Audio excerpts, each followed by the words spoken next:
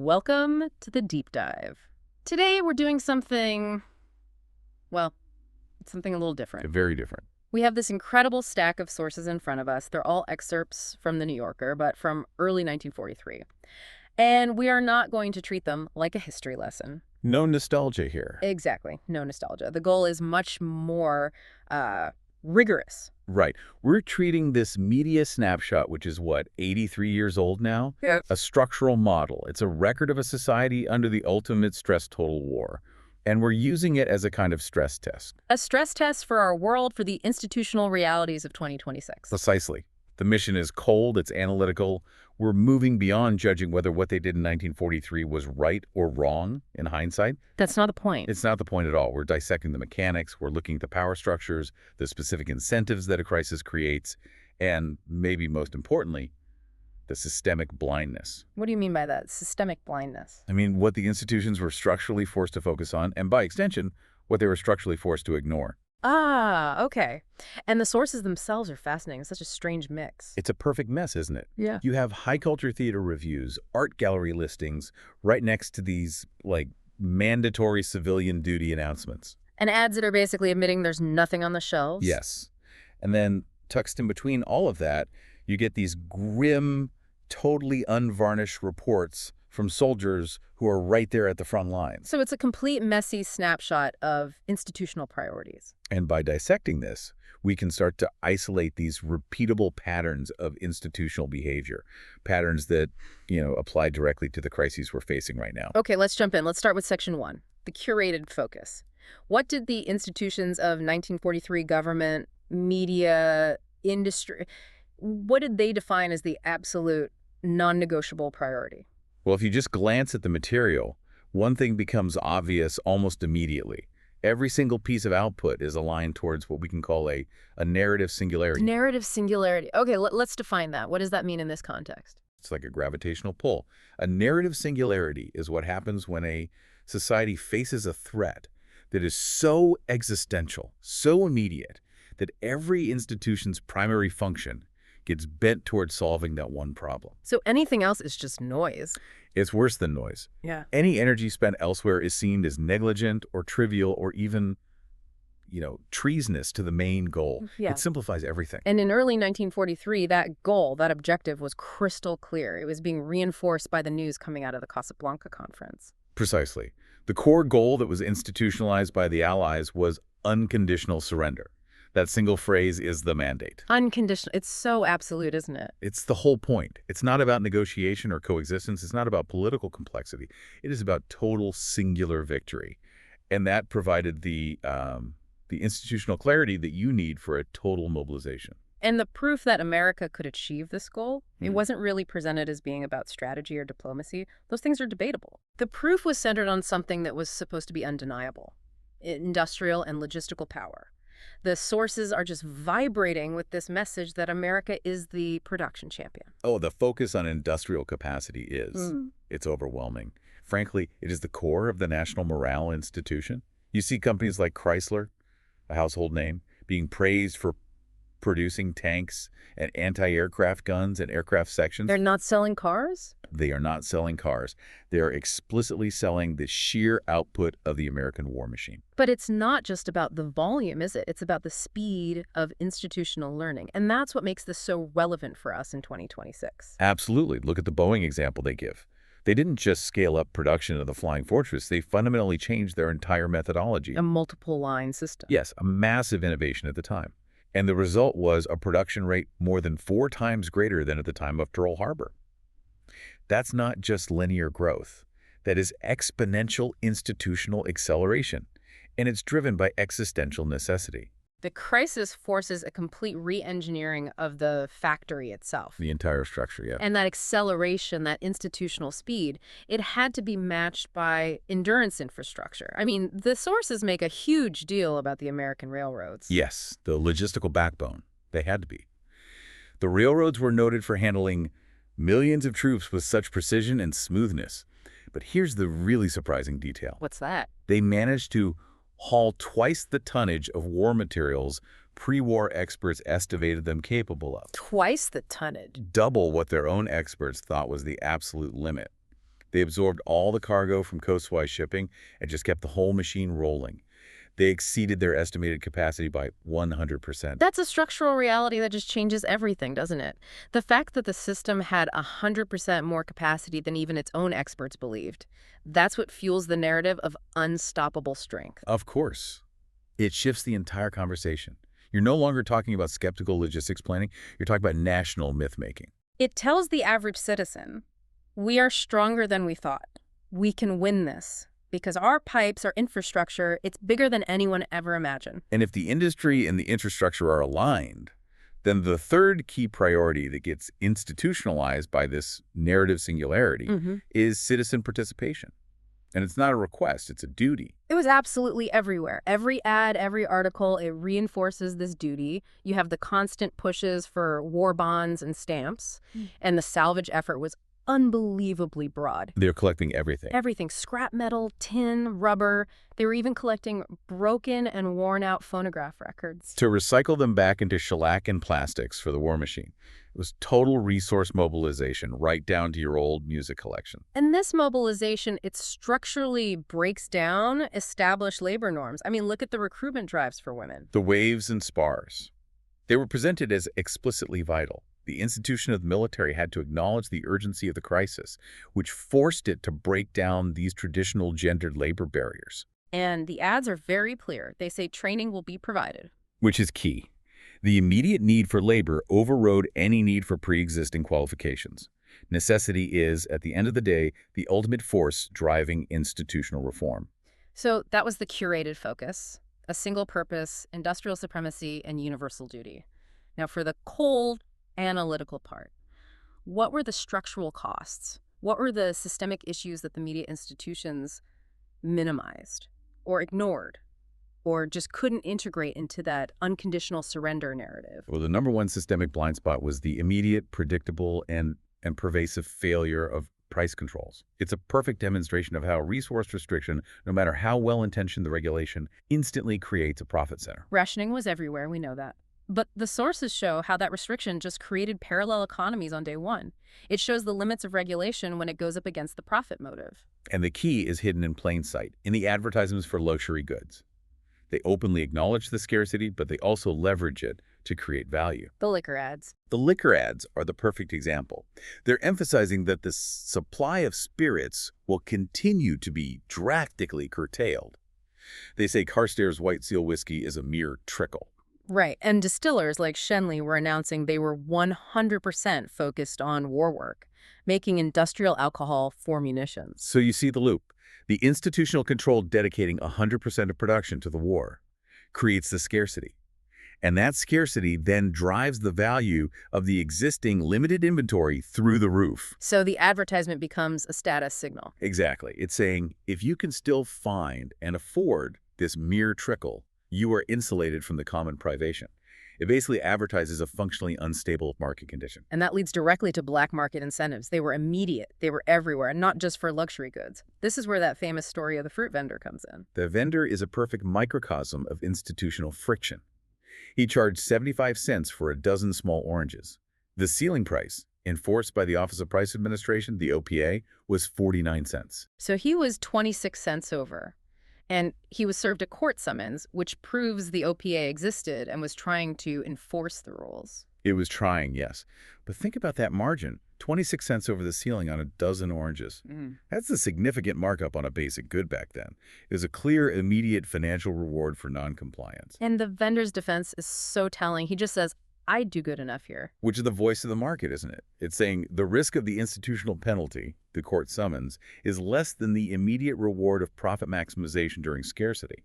The OPA, for all its noble goals, actually became the institution that created the artificial margin that the market then violently exploited. That structural failure, the regulation creating the arbitrage opportunity, that's a huge lesson for 2026. A profound one. The other big area that was minimized was the true cost of war, the human and social cost. The psychological toll is barely visible, and it's such a sharp contrast to all the high morale advertising. It's really tucked away in the shadows of the source material. The grim reality is often pushed into specific, non-propagandistic reporting. You see it in the Reporter at Large sections. It's not part of the main narrative of unstoppable progress. We just get these little glimpses, like that anecdote from General Harding about his time at West Point. Oh, right. He resented the lack of history courses. He said the thesis requirements seemed designed to test the cadets' durability as much as their appreciation of art. And that detail is so key. The institution of West Point, under the pressure of war, prioritized the engineering of resilient soldiers. Durability, obedience, technical skill. It Yes. structurally ignored the value of broader context and critical thought that comes from history or the humanities. The core function of the educational institution was reduced to immediate wartime utility. Precisely. And then you have the soldier anecdotes, which they feel almost out of place, given the high morale context of the rest of the magazine. They're raw and messy, and they're the complete opposite of that precision narrative of industrial output. Take the story of the man who gets shelled out of his trench. He survives, he picks up his bedding, only to get hit by a jeep while sleeping in the middle of the only road for miles. It's a story of pure chaos. It's accident and absurdity. It's not glorious heroism. Not at all. Or think about the difficulty of the night landings. The description is it's so striking. One pitiful red light on the field, like the lantern one, hangs on the tail of a hobbled donkey. Wow. That image just encapsulates the whole structural tension, doesn't it? On one hand, you have Boeing producing flying fortresses at 4 times the rate of Pearl Harbor, the absolute peak of high-tech industrial precision. And on the other, the reality for the pilot is a single primitive red light. The ground infrastructure is equivalent to something you tie to a donkey. And these moments of chaos, these moments of primitive reality, they aren't integrated into the main public story. They're just reported as isolated facts. It shows a systemic inability to reconcile the clean narrative of the production machine with the messy, individual human cost of the actual combat infrastructure. So Section 1 reveals this society that's prioritizing massive industrial output and total narrative alignment, while at the same time, it's structurally struggling with predictable market failures and institutionally glossing over the chaotic psychological costs that individuals are facing. That's a fascinating place to start. It is. So if that's what they prioritized, let's pivot. Let's look at how the institutional machinery was actually run.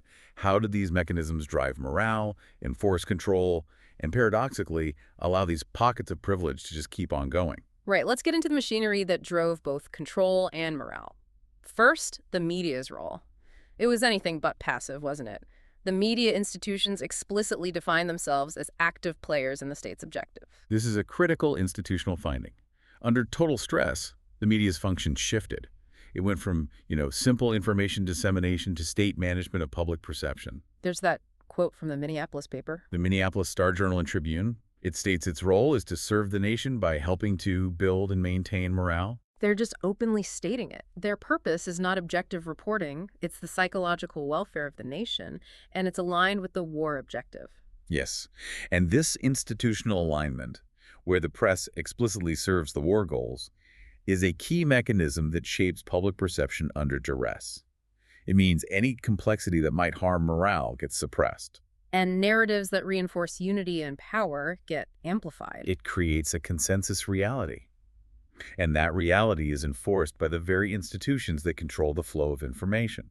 Okay, so now contrast that smooth consensus-building machine with the government's attempt to enforce economic fairness, the oversight apparatus. We already know the OPA existed, but we saw it failing with the fruit vendor.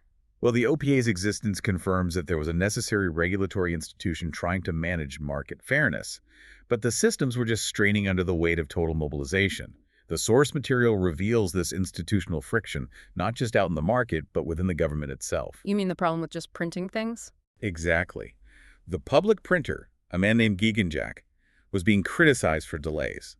And one of his biggest critics was Leon Henderson. Who is the former head of the OPA. Think about that for a second.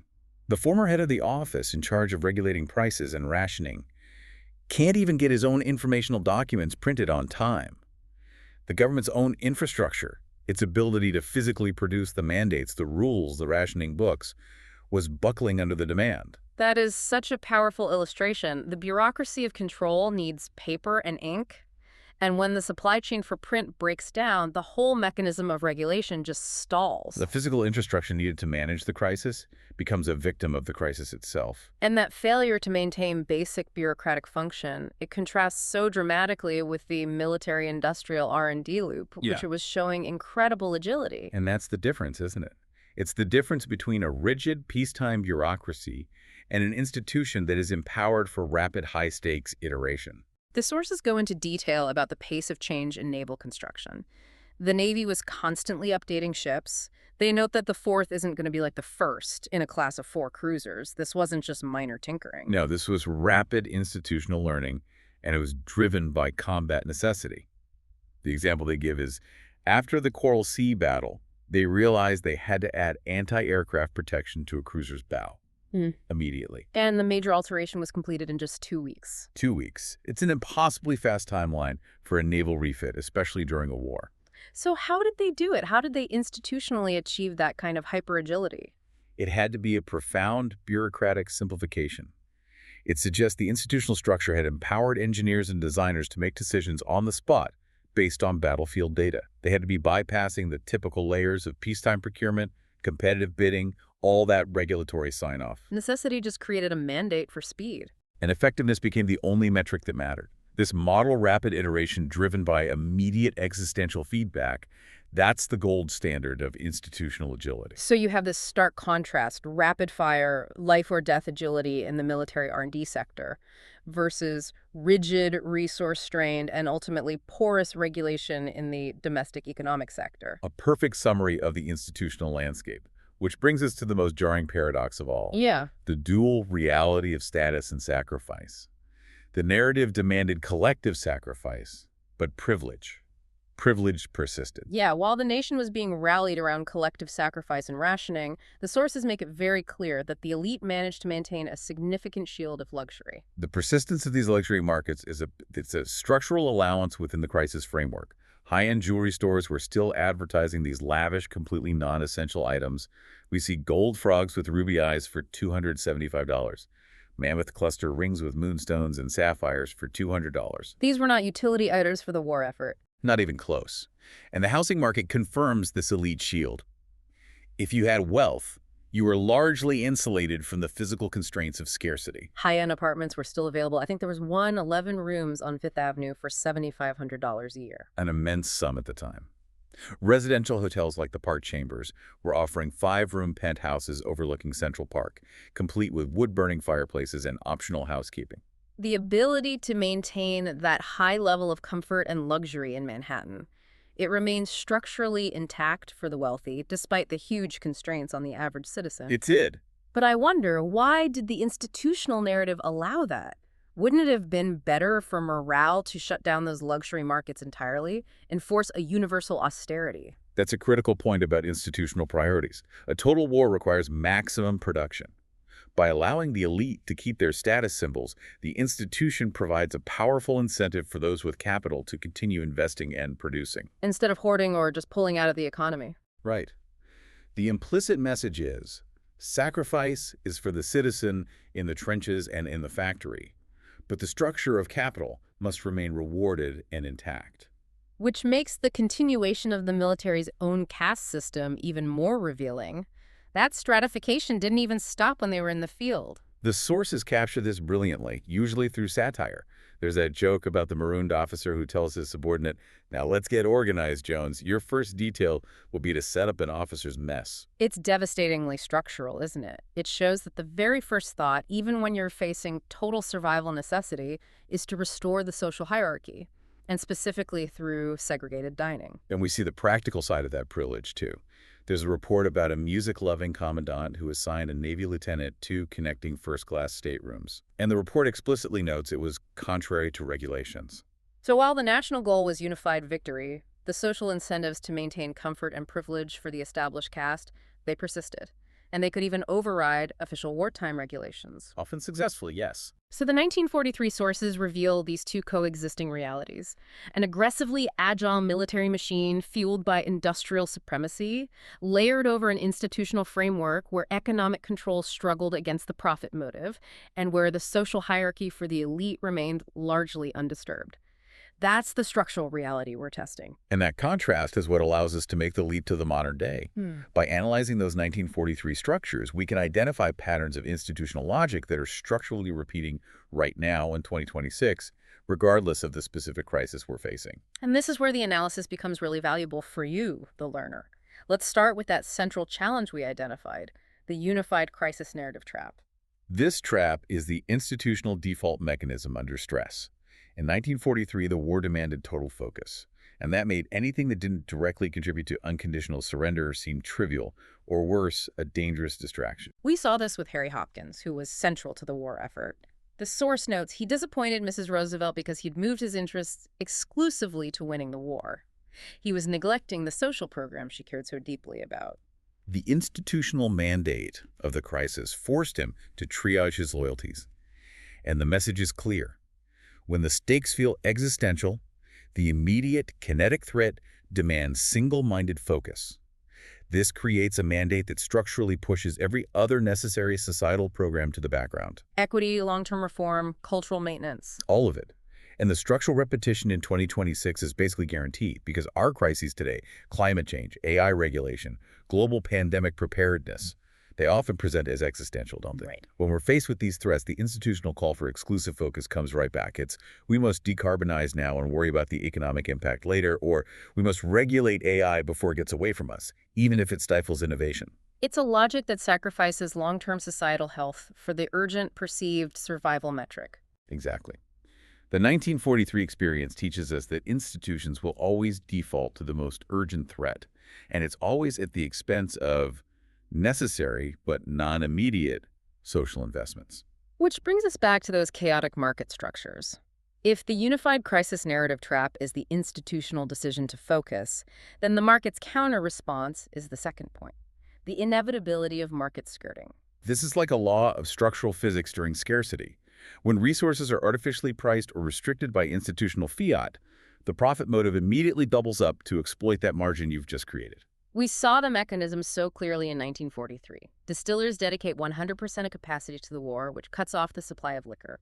Scarcity is enforced, but high demand remains. That 26-cent overcharge by the fruit vendor or the heightened value of that mere trickle of whiskey, that's not an anomaly. It's the guaranteed secondary effect of institutional control. So the critical lesson for 2026 is that institutional controls rationing, price caps, embargoes, they are inherently insufficient against deeply embedded profit maximization incentives when scarcity is high. We see this today. All the time. In global supply chain choke points or attempts to cap prices on essential goods like pharmaceuticals or housing. If the government caps the price on, say, a vital resource needed for renewable energy, the market will just find a loophole. A black market, a secondary service charge, a shift in where that resource gets allocated. It will find a way until the incentive structure itself is fundamentally altered. The market structure is tenacious. The 1943 data proves that the institutional framework has to anticipate this skirting behavior. If you enforce scarcity, you have to simultaneously remove the financial incentive to break the rule, not just impose a penalty after the fact. Otherwise, structural repetition is guaranteed. The market will always seek the path of least resistance and maximum profit. Okay, finally, let's analyze how the information itself gets shaped in this crisis environment. Let's talk about the structure of wartime reporting. The 1943 sources actually detail the specific formula that journalists were using when reporting from combat zones. For instance, the process of writing books about air squadrons. They follow this clear institutional path. What was it? They focus on the individual first, then move to the group or the crew, then they record the collective story in the soldier's own words. And then they subject it all to what they call ruthless compression. Ruthless compression. That's the key phrase, isn't it? The ultimate institutional goal is to create a powerful piece of reporting with the fine, solid ring of truth. But it's the compression that shapes the final narrative. It means that even the most truthful accounts are subject to media constraints. Brevity, emotional resonance, a clear narrative arc, all to make them digestible and high impact. Chaos is compressed into clarity. And complexity is compressed into heroism. And this structural approach is just replicated everywhere in 2026 media. Whether it's covering a protest or a climate disaster or a policy debate, media institutions are converting complex, messy events into easily consumed, high-impact stories. Nuance is always the first casualty of speed and compression. The crisis doesn't just change the content of the news, it changes the institutional form of the reporting itself to maximize speed and psychological impact. The system prioritizes immediate comprehension and emotional resonance over comprehensive detail. It's a habit that was solidified by the demands of total war information management. So institutions under stress centralize their focus, they struggle to control secondary economic effects, and they streamline their narratives. But now let's explore what might be the greatest structural inheritance of the war. The changes that were supposed to be temporary necessities but ended up becoming permanent institutional features. The scale of institutional redirection in 1943 was immense, and it acted as a massive catalyst. We are still living in the economic and technological structures that were birthed by this period of total mobilization. The institutionalization of R&D and production capacity, that's the most visible shift. Wartime necessity essentially created a massive, federally funded venture capital firm that was focused solely on exponential growth. Think about the scale of that redirection. Companies like Shenley and other distillers were required to pivot and devote 100% of their facilities to war production, specifically making alcohol for munitions. A complete top-down institutional command. And it forced hyper-efficiency and process optimization across entire diverse industries that would never have otherwise collaborated or optimized at that speed. And the immediate post-war promise, the institutional justification for all this intense investment, was that this hyper-efficiency would transition directly to civilian life. The idea was, we built this incredible machine for war, now let's profit from it in peace. Boeing, which had learned how to build more pounds of airplane structure per unit of floor area, promised that their talent for manufacturing will serve you for better living. And that's not just advertising fluff, it's a structural projection. It's saying that the lessons learned from wartime R&D will be the permanent engine of the new consumer economy. That transition was marketed explicitly in terms of tangible consumer benefit. They were promising greater convenience, greater safety, greater economy. They had proof points of speed and scale that just didn't exist before the war. And this structural change was immediate and permanent. United Airlines, leveraging 250 million miles of operational experience that it gained during the war, projected a future where even longer round trips between sunrise and sunset will be commonplace. The capacity and speed built for logistics and conflict were permanently repurposed to accelerate consumer leisure and convenience. It fundamentally changed the scale of travel. And the specific technological legacy in electronics is maybe the most profound structural change of all. Farnsworth, a major electronics innovator, explicitly links its wartime discoveries, specifically radio television transmitters and receivers developed for military use, to the future television receiving set for your home. This is the core structural loop. military necessity provides the massive capital and the immediate demanding R&D testbed. Which permanently installs advanced consumer technology into the societal structure. So the structural inheritance of the war effort is this permanent R&D feedback loop. Defense spending fuels foundational research, which is then commercialized, and that becomes the engine of the consumer landscape we all inhabit today. Right. Now let's distill these structural insights into specific institutional lessons that are applicable to our contemporary 2026 landscape. We've got 3 crucial points here about institutional behavior under stress. Okay, first up, let's look at the institutional cost of poor communication. Mandate clarity. The Marine Corps anecdote about the warrant officers is small, but it's highly revealing of institutional confusion under stress. They were initially ordered to wear eagles on their uniforms, then almost immediately the order was rescinded. And then they changed it again. Later, a new mandate forced the men to buy new eagles on top of all the other emblems they had already purchased and then discarded. It sounds minor, but if you analyze the structural impact, that poor policy communication creates these secondary costs. It drains resources, it hurts morale. The institutional instability makes simple adherence expensive for the people on the ground. It reveals that in a large-scale, high-stakes system, every decision has a logistical and a financial tail. Unstable mandates are not just annoying, they are a structural drag on efficiency and trust. Clear, stable mandates are paramount in any large-scale crisis response today, whether you're setting energy policy or defining AI research boundaries. The second lesson concerns infrastructure as national strength, and this is something that requires pre-crisis institutional foresight. The sources highlight the foresight of the Merchant Marine Act of 1936, years before the war even started.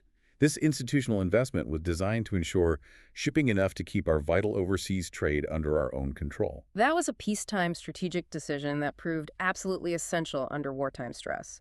It enabled the American system, including those overperforming railroads, to handle the volume and logistics required. And the lesson is clear. Strategic infrastructure, whether it's national semiconductor capacity, resilient supply chains, or secure energy grids, it must be prioritized and controlled nationally. That 1936 institutional investment wasn't made to solve a crisis. It was made to ensure national capacity and autonomy when the inevitable crisis arrived. Institutions have to prioritize strategic infrastructure investment in peacetime to absorb the shock of wartime necessity. Exactly. Finally, there's a fascinating lesson about the internal workings of large, complex organizations, the outlast the field incentive. Right. The sources include an analysis of a general's career path, and it notes that a good deal depends on being able to outlast the field. This is deeply structural. He reveals that institutional longevity and promotion often reward endurance and political skill and sheer survival within the bureaucracy, just as much as, or sometimes more than, tactical brilliance or measured output. So the institution structurally rewards those who understand the internal politics and can survive the cuts, rather than necessarily those who are the most innovative or risk-taking. Precisely. And this logic is structurally repeatable across corporate and government bureaucracies in 2026. If the institutional structure doesn't prioritize rapid merit-based rewards for innovation, it will default to rewarding endurance and political management. The system often preserves itself by elevating the survivors, regardless of their intrinsic effectiveness. That is a harsh but persistent structural truth.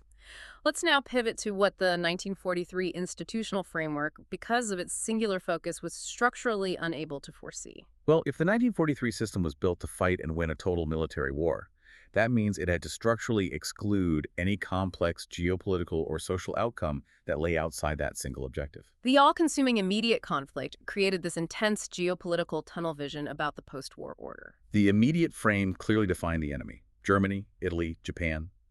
The sources mention Hitler's soldiers planning troop movements, the expected end of the war against the Axis. The institutional definition of the conflict was military and territorial. But the systemic blindness is so evident in how they treat their temporary ally, the Soviet Union. We see these references to Soviet films and an American-Soviet exhibit of photomurals showing wartime life in both countries. The institutional framework was entirely unprepared for the reality of a future bipolar ideological world. The total focus on the current joint war effort against the Axis blinded them to the emerging long-term tension with that temporary ally. The structures were designed to fight a kinetic military war, not to manage a complex, decade-long ideological rivalry that would define the next half-century. Yeah. The singularity of the narrative excluded the possibility of a new, non-military, non-territorial enemy. Okay, next, let's look at the persistence of isolationism. Or maybe it's the institutional gap between political will and actual functional capacity for global responsibility. The Senate vote in favor of international cooperation only had 5 dissenters. So politically, it suggests that isolationism was fading. The intent to become a global player was there. But the operational capacity was nascent? Nascent, exactly. And we see that gap highlighted by the fact that the U.S. was still reliant on external partners for basic refugee infrastructure. Right.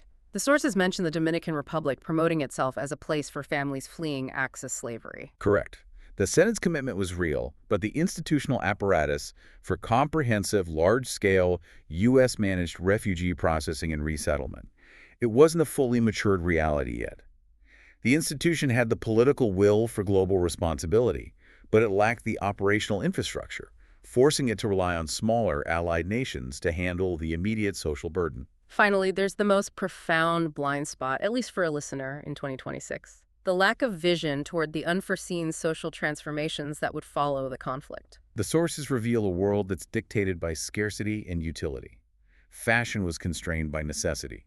Rayon crepe, the functional shirtwaist style, utility knits. And those compromised dinner dresses because resources were strictly allocated. Even personal maintenance. Yeah. Beauty tips focused on dry skin from steam heat. It all reflects a world focused on conservation and endurance. They were so focused on maximizing utility for the war effort, every stitch of fabric, every available hour of labor, that they could not possibly foresee the explosion of post-war consumerism that was coming. The systemic blindness here is deep. Mm. The 1943 institution saw the temporary necessity of knitting and patching and austerity, and it just projected that necessity forward.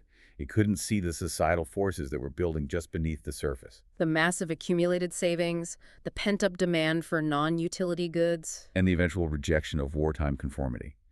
And the institutional structures that temporarily encouraged women into military and industrial roles through the promise of training, they failed to predict the backlash against those structured gender roles that would follow the victory. Exactly. The focus remains on immediate necessity and utility, not the societal forces that would lead to the eventual rejection of that austerity, and the demand for material abundance and luxury that would reshape the 2026 landscape. The 1943 institutional structures saw conservation.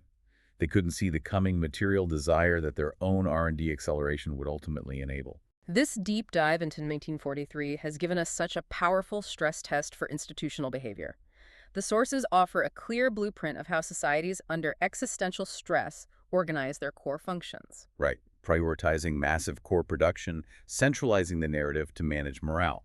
And crucially, allowing these pockets of privilege and status to persist despite enforced scarcity for the majority.